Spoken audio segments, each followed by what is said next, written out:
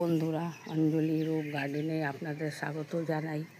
এই সকালবেলা ছাদ বাগানে এলাম, একটু ঘুরে ফিরে দেখলাম। এই দেখেন না, বেগুন গাছটা দেখেন কত বড় হয়ে গেছে বলেন।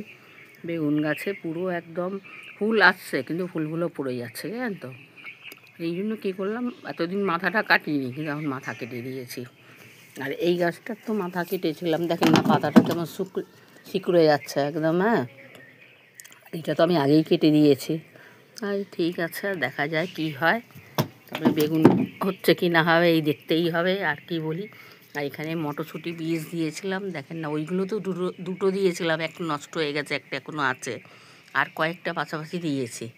আর দেখা যাক, বেগুন গাছ সাইড থেকে এগুলো উঠতে পারে, কারণ এগুলো বেশি জায়গা নেয় না। তো দেখছি একটা উঠেছে। দেখেন সব কপির চারাগুলো কী সুন্দর উঠছে। হ্যাঁ, কী সুন্দর উঠছে দেখেন এই কপি চারাগুলো। এমনকি দেখছি ওলকপি ছোটো ছোটো ধরাও আরম্ভ করে দিয়েছে। হ্যাঁ, বেশ ভালো লাগছে দেখে। হ্যাঁ, কিন্তু এই দেখেন কপি গাছটা, এই গাছটা তো বাড়ন্তও নেই, বাড়ছেও না, আর কি বলি একদম। আর এখানে চন্দ্রমল্লিকা দিয়েছিলাম। হ্যাঁ, তারপরে দেখেন এই যে একটা গাছ হয়েছে, এটা কাটা গাছ না ধুতরা ফুল সেটা আমি তো বুঝতে পারছি না। আপনারা যদি জানেন তাহলে কমেন্ট করে আমাকে জানাবেন। কিন্তু আছে, নষ্ট করতে চাইছি না। দেখা যাক বড় হলে কি হয়। আর এই গাছটাও দেরিতে হোক, সব তো আর আগে হয় না। আগে পরে নিয়েই তো হয়। এই রাখলাম এই যে কপি গাছগুলো।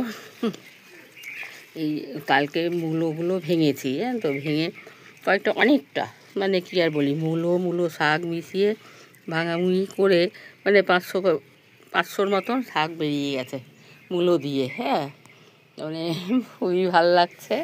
আর এদিকে দেখেন টমেটো গাছটার মধ্যে, এই দেখেন টমেটো ফুল চলে এসছে। টমেটো ফুলটা হচ্ছে দেখে সত্যি খুব ভালো লাগছে। আর বীজ থেকে টমেটো সবচেয়ে বড় আমার কথা হচ্ছে বলে তা না, কিন্তু ওই যে বীজ থেকে যে গাছটা লাগিয়েছি, এই যে গাছটা হচ্ছে, এইটাই আমার খুব ভালো লাগছে। আর এখানে মনে হচ্ছিলো কুমড়োর বীজ বোধহয় দিয়েছি। এই যে কুমড়োর গাছ, এখানে একটা, এখানে একটা, এখানে তো আলু গাছের মধ্যে কী যেন দিয়েছি এই জানি না।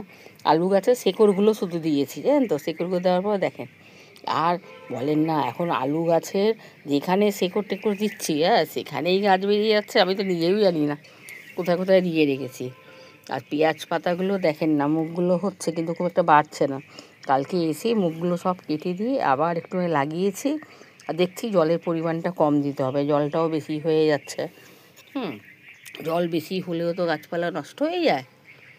মোটামুটি জলটাও দেখছি বেশি হয়ে যাচ্ছে।